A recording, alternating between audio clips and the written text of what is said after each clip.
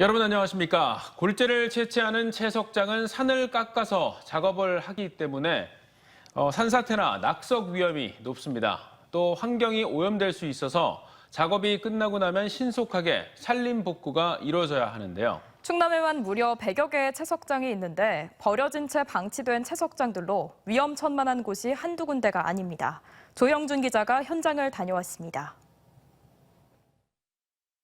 거대한 산이 금방이라도 무너져 내릴 듯 수직으로 깎여 있습니다. 절벽 아랫부분엔 붕괴가 상당 부분 진행되면서 돌들이 쌓여 있습니다. 앞에는 부서진 건물이 흉물스럽게 방치돼 있습니다. 이 채석장은 32만 제곱미터 규모로 기업이 부도가 나면서 2015년부터 조업이 중단됐습니다. 한때 채석 작업이 이루어지던 곳입니다. 작업이 끝난 지 8년이 지났지만 폐타이어부터 부서진 의자까지 쓰레기가 그대로 버려져 있습니다. 이렇게 쌓인 쓰레기가 수십만 톤으로 추정됩니다. 채석장은 낙석 등 사고로 이어질 수 있고 작업 중 나온 쓰레기로 환경이 오염될 수 있어 채석이 끝나면 복구 작업이 이루어져야 합니다. 여름철 장맛이나 아니면 태풍이 오는 시기에 굉장히 많은 비가 내리게 됩니다. 작물들에 있는 유해 물질 같은 것들이 빗물을 통해서 하천으로 유입될 수가 있습니다. 이처럼 채석장이 방치된 이유엔 지자체의 관리 소홀 탓도 있습니다. 채석장엔 군청에 산림 복구를 위한 예치금을 내야 하는데 금산군이 실제 복구 비용 120억 원의 3분의 1 수준인 40억 원만 산정했기 때문입니다. 여기에 당초 허가된 면적보다 8만 제곱미터나 더 채석된 점도 복구 과정을 더욱 어렵게 만들었습니다. 금산군은 늦게 대책 마련에 나섰지만 막대한 비용 탓에 사실상 복구는 쉽지 않습니다. 대형 사업을 유치한다거나 아니면 국도비 확보 방안 등을 마련해서 최대한 빠른 시간 내에 좀 제대로 복구를 할 수 있도록. 금산뿐 아니라 서산 14곳, 보령 12곳, 당진 7곳 등 충남에만 100여 곳의 크고 작은 채석장이 운영되고 있는데 사정이 비슷한 곳이 많습니다. 반면 강원 동해에선 폐채석장을 하늘을 나는 글라이더 등 체험시설이 있는 복합관광단지로 만들어 인기를 끄는 등 전국적으로 흉물로 방치된 채석장을 활용하는 사례가 늘고 있어 충남과 대조를 이루고 있습니다. TJB 조형준입니다. 최근 넉 달 사이 세종시 공무원 3명이 숨지면서 공직사회 분위기가 뒤숭숭합니다. 지난 6월과 이달 초 2명의 공무원이 극단적인 선택을 한 데 이어 이번엔 50대 공무원이 숙박업소에서 홀로 숨진 채 발견됐습니다. 일각에선 업무 과중에 따른 조직 문화가 문제라고 지적하고 있습니다. 김철진 기자의 보도입니다. 세종시의 한 골목, 구급차와 순찰차가 들어섭니다. 세종 조치원의 한 모텔에서 세종시청 소속 50대 공무원 A씨가 숨진 채 발견된 겁니다. 전날 홀로 이곳에 들어섰던 A씨가 쓰러진 상태로 모텔 주인에게 발견됐습니다. 사학 수사대인가? 차량하고 119 차량하고 한 서너 대가 왔다 갔다 계속했어. 경찰은 유서는 발견되지 않았다며 정확한 사인을 조사 중입니다. A씨의 죽음뿐 아니라 지난 6월과 이달 초 극단 선택을 한 2명의 공무원까지 최근 직원들의 입단 비보에 세종시 조직 내부는 뒤숭숭한 분위기입니다. 특히 앞선 공무원 2명의 극단 선택 이후 조직 내부의 업무 과중 문제가 수면 위로 올랐습니다. 세종시 공무원의 휴직자 수는 5년 전에 비해 2배를 훌쩍 넘겨 전체 정원의 12%가량입니다. 휴직자가 정원의 3에서 5% 수준인 대전과 충남에 비해 높은 휴직 비율에다 대체 인력 충원도 원활하지 않아 남은 직원의 업무 과중이 심하다는 지적이 최근 나오고 있습니다. 물론 높은 업무 강도도 문제고 그리고 이제 인력 배치가 제대로 안 되는 것도 문제인데 긴급 대책들이 실효적으로 나오지 않고 있는 거예요. 일부 직원들은 기초자치단체 없이 광역지자체가 모든 업무를 담당하는 세종시의 특수한 형태가 업무 부담을 가중한다고 말합니다. 세종시는 하반기에 충원 인력을 대규모로 뽑는 한편 조직 문화 쇄신을 위한 TF팀을 구성해 인사와 조직 관리 등 분야별 대책을 수립할 계획입니다. 하지만 당장 반복되는 문제를 해결하기엔 역부족이라는 목소리가 높습니다. TJB 김철진입니다.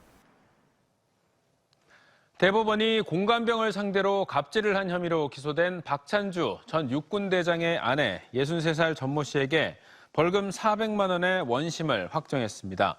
전 씨는 지난 2015년 다육식물이 냉해를 입었다는 이유로 공간관리병을 발코니 밖에 놔둔 채 문을 잠가 1시간가량 가둔 혐의로 재판에 넘겨졌습니다. 1심에서는 피해자의 진술이 부정확하고 일관되지 못하다며 무죄가 선고됐지만 2심에선 진술의 신빙성이 있다며 유죄를 선고했고 대법원은 2심 판단에 잘못이 없다며 전 씨의 상고를 기각했습니다. 어제 낮 1시 20분쯤 고속도로를 따라 충남 공주에서 전북 익산까지 35km를 도주한 30대 남성이 30여 분 만에 경찰에 붙잡혔습니다. A씨는 달아나는 과정에서 차량 6대를 들이받았지만 다행히 큰 인명피해는 없었습니다. 경찰은 약물이나 음주운전은 아니라며 특정범죄 가중처벌법상 도주 차량 혐의로 A씨를 현행범으로 체포해 조사하고 있습니다.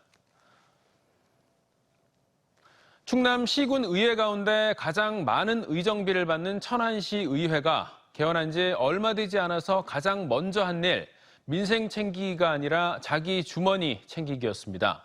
의정비가 두 번째로 많은 아산시 의회도 의정비 인상 대열에 합류했는데요. 고물가에 삶이 팍팍한 주민들의 혈세를 탐낸 게 아니냐는 따가운 비난이 나오고 있습니다. 김세범 기자입니다. 지난 7월 감투싸움으로 6일이나 늦게 원구성을 마친 천안시의회. 의장 자리를 두고 여당인 국민의힘 내에서 배제당한 시의원의 탈당으로 한바탕 소동을 치렀고 상임위원장 배분을 놓고는 여야 간 다툼을 벌인 탓입니다. 천안시의회는 비난이 쏟아지자 억지로 타협을 했습니다. 자기들 주머니 채운 일에는 똘똘 뭉쳐 의기투합했습니다. 천안시의회 연간 의정비는 4,669만 원으로 충남 15개 시군의회 가운데 가장 많아 제일 적은 청양군보다 1,200여만 원이나 더 받습니다. 그럼에도 무려 15% 인상을 요구해 5천만 원을 훌쩍 넘길 심산인데 그동안 열심히 했으니 올려달라는 게 이유입니다. 일을 열심히 한 거에 뒷받침을 좀 해야지 되지 않겠느냐, 뭐 이런 의원님들은 생각을 하고 계신 거죠. 의정비 인상이 매년 되는 게 아니니까. 외부 전문가로 이루어진 심의위원회에서 인상폭을 논의 중인데 시민들의 정서를 반영해 대폭 하향 조정될 것으로 보입니다. 이런 의정비 인상 요구는 한 해 4,224만 원으로 충남에서 두 번째로 많은 아산시의회도 마찬가지입니다. 최근 물가 등을 반영해 현실적인 의정비 인상을 해달라며 심의위원회에 요청을 했고 곧 심사에 들어갑니다. 이들의 요구가 더욱 부적절한 건 천안 아산시의원 44명 가운데 40% 가까운 17명이 다른 직업을 갖고 있는 이른바 겸직 상태란 점입니다. 더구나 억대 연봉을 받는 의원도 여러 명 있는 것으로 나타나 이번 의정비 인상에 쓴소리가 빗발치는 겁니다.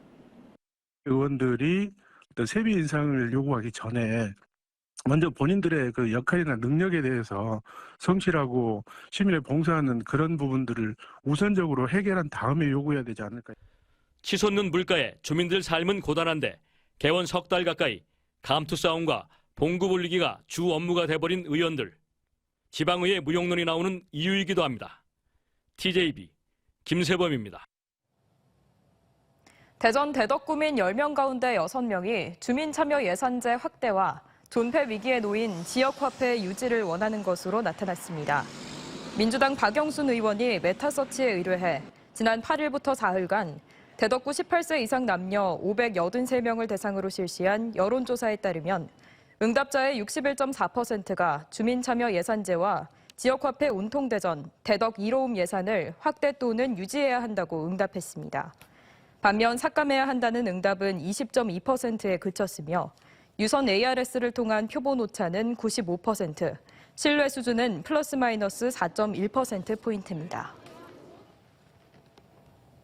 김태흠 충남도지사가 기후 관련 국제회의에 참가해 충남의 탄소 중립 정책을 소개하면서 교류 협력을 제안했습니다.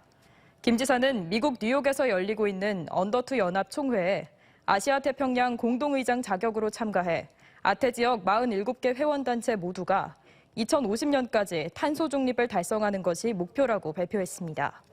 이와 함께 충남은 다음 달 국내 최초로 탄소 중립 경제 특별도를 선포할 예정이며 수소산업 육성과 스마트 농법을 실현하고 있다면서 세계 국가 지자체와 언제든지 협력하자고 말했습니다.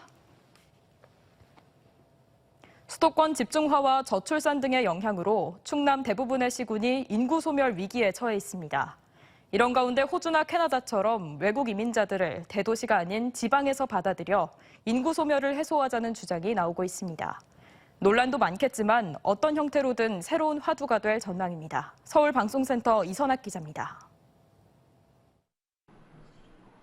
한국고용정보원 조사 결과 지난 2000년 지방소멸 위험지역은 전국에 단 한 곳도 없었습니다. 하지만 2010년 61곳으로 늘더니 지난해에는 무려 115곳으로 급증하면서 전체 228개 시군구 가운데 거의 절반이 인구 감소로 소멸 위기에 빠졌습니다. 충남도 천안과 계룡을 제외한 12개 시군이 지방 소멸 위기에 처했습니다. 이 같은 지방 소멸을 막기 위해 대도시가 아닌 지방에 이민자를 이주시켜 낙후 지역 인구를 늘리는 정책을 도입해야 한다는 목소리가 나오고 있습니다.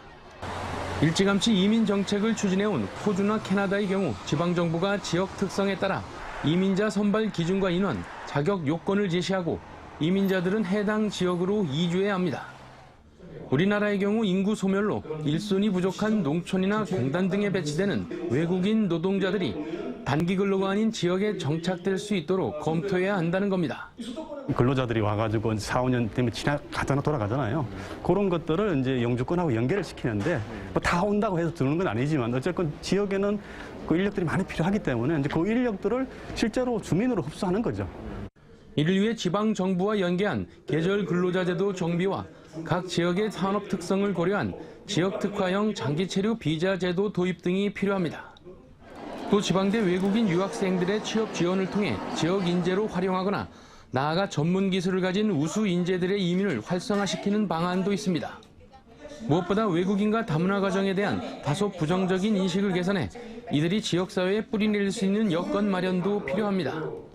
전 세계적으로 제노포비아 현상이 팽배해 있어서 통합의 관점에서 국민 인식 개선 교육이라던가 합의를 이룬 다음에 그것들에 대한 교육이라던가 확대할 필요는 있다고 생각이 됩니다. 지방 소멸에 대한 다양한 대책들이 효과를 거두지 못하는 상황에서 지방 이민 정책이 대안이 될 수 있을지 관심이 모아지고 있습니다. TJB 이선학입니다. 코로나로 주춤했던 자원봉사를 물결처럼 다시 퍼지게 하자는 취지로 마련된 2022 대전 자원봉사 물결운동 선포식이 대전 청소년 위켄센터에서 열렸습니다. 현재 물결운동에는 대전 지역 자원봉사단체 200여 개가 참여 신청을 했으며 자원봉사단체와 공동주관한 TJB가 함께 진행합니다. 코로나로 대전시 자원봉사 활동이 2019년 17만 명에서 현재 10만 명가량 감소해 자원봉사 습관마저 사라질 수 있다는 위기감에 추진된 이번 운동은 더 나은 미래와 안전, 생태환경, 돌봄 등 각 분야별로 추진됩니다. 과학기술정보통신부는 연구개발 디지털화 촉진 방안을 위한 현장 의견 청취와 정책 방향 논의를 위해 카이스트 첨단제조 진흥혁신센터에서 현장 반응과 함께 간담회를 개최했습니다. 과기부는 카이스트 디지털 트윈 반도체 실험실과 AI 기반 물성 분석, 고장 진단 시스템 연구 현장을 방문했으며 정부의 연구개발 디지털화 촉진 방안에 대한 의견을 청취했습니다.